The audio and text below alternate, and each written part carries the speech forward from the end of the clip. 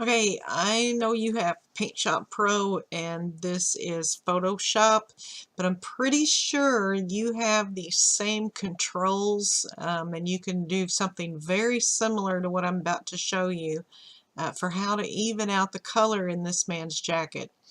Um, in Photoshop, what I would do is create a new layer, and then I'm going to fill that layer with 50% gray. If you don't have that edit fill 50% gray, you could still fill it using the paint bucket. And to get the 50%, you just go right here to brightness and change that to 50%. And that'll give you the 50% gray.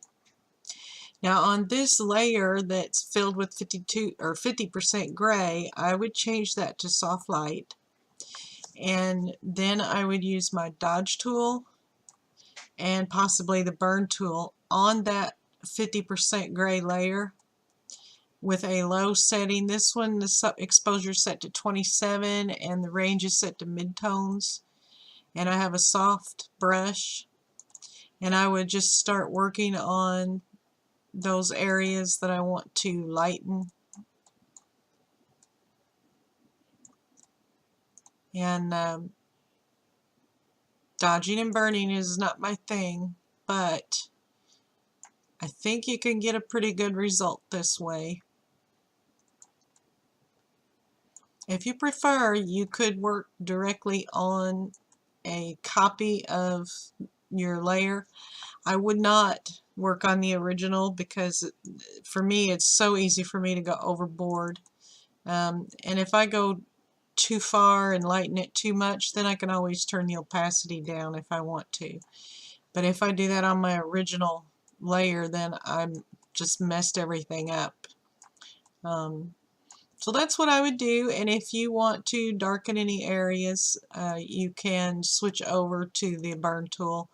Personally, with this particular one, I would probably stick to just, looks like the dodge tool, looks like it's going to do the job for you.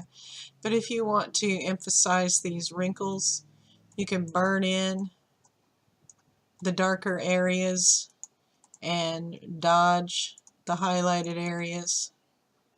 And you can kind of emphasize the real wrinkles in his clothing while still dodging out some of these mishmashed colored areas.